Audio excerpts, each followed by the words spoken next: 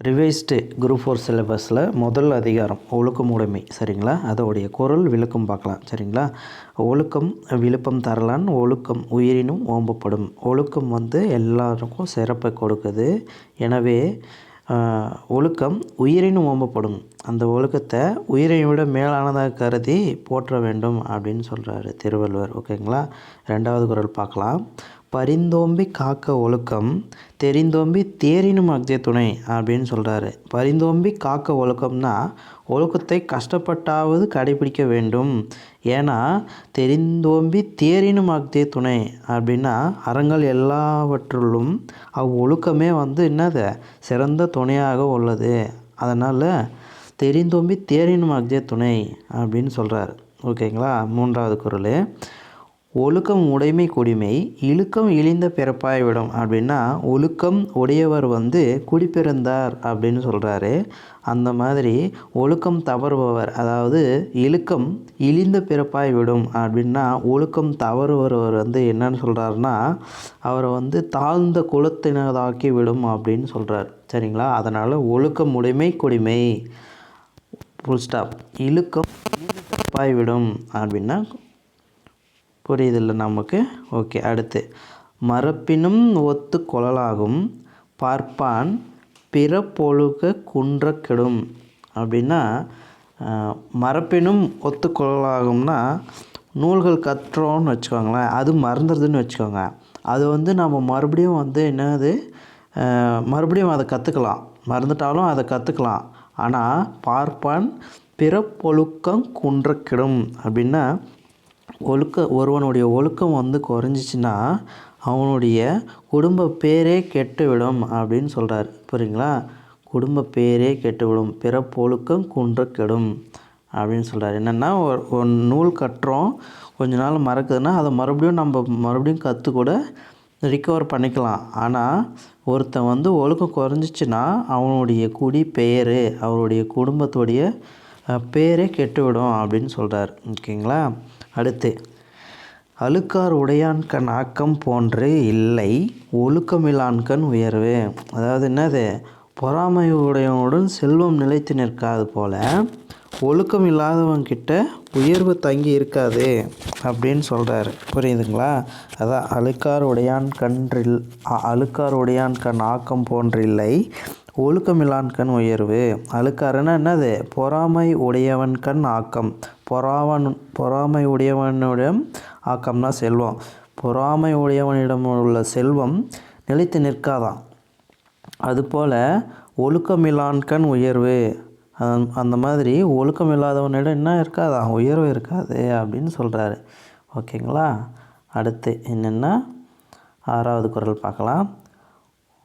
ஒழுக்கத்தின் ஒழுக்கார் உறவோர் இழுக்கத்தின் ஏதம் படுப்பார் கரிந்து அப்படின்னா என்னென்னா ஒழுக்கம் தவறுவதால் தமக்கு குற்றம் உண்டாகும் அப்படின்னு உணர்ந்து அறிவுடையவர் என்ன பண்ணுவாருன்னா ஒழுக்கத்திலிருந்து ஒழுக்க நெறியிலிருந்து தவற மாட்டாராம்.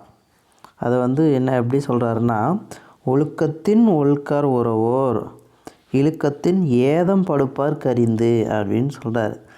ஒழுக்கம் தவறுனா வர குற்றத்தை நன்கு உணர்ந்தவர் அந்த ஒழுக்கத்திலிருந்து தவறாமல் ஒரே அந்த நெறியிலே நிற்பாராம். சரிங்களா. ஓகே. அடுத்த குறள். ஒழுக்கத்தின் எய்துவர் மேன்மை. ஒழுக்கத்தின் எய்துவர் மேன்மை இழுக்கத்தின் எய்துவர் எய்தா பழி. அதாவது ஒழுக்கத்தின் எய்துவர் மேன்மை, ஒழுக்கம் உடையவர் மேன்மை அடைவர் அப்படின்றாரு.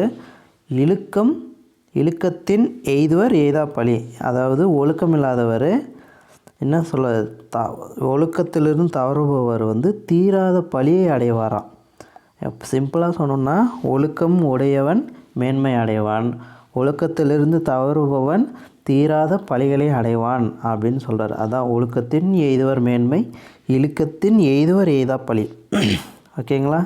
அடுத்து நன்றிக்கு வித்தாகும் நல்லொழுக்கம் தீயொழுக்கம் என்றும் இடும்பை தரும் அப்படின்றார். அப்படின்னா நல்லொழுக்கம் நன்மைக்கு காரணமாகுமா.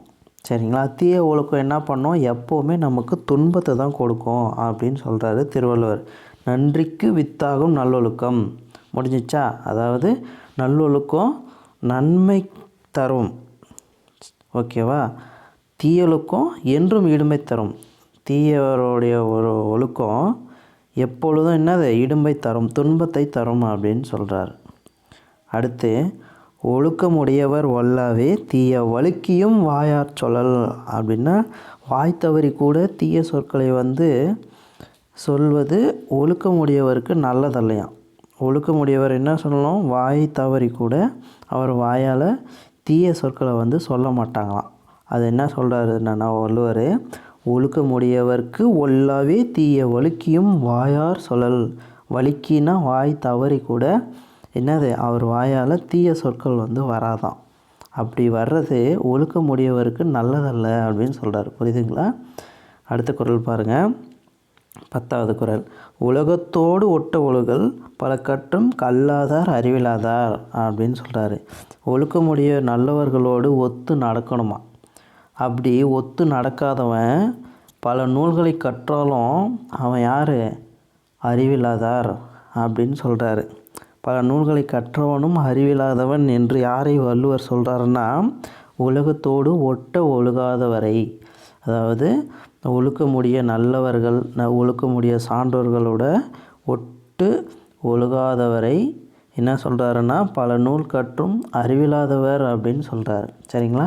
சரி, ஓகே. ஒழுக்கமுடைமையிலிருந்து 10 குறள் பார்த்துட்டோம். அடுத்த வீடியோவில் அடுத்த அதிகாரம், ஒழுக்கமுடைமைக்கு அடுத்து பொறையுடைமை அதிகாரம் பார்க்க போகிறோம். ஸோ சேனலில் இணைஞ்சிருங்க. ஸோ தேங்க்ஸ் ஃபார் வாட்சிங். நன்றி. தம்ஸ் அப் பண்ணுங்கள்.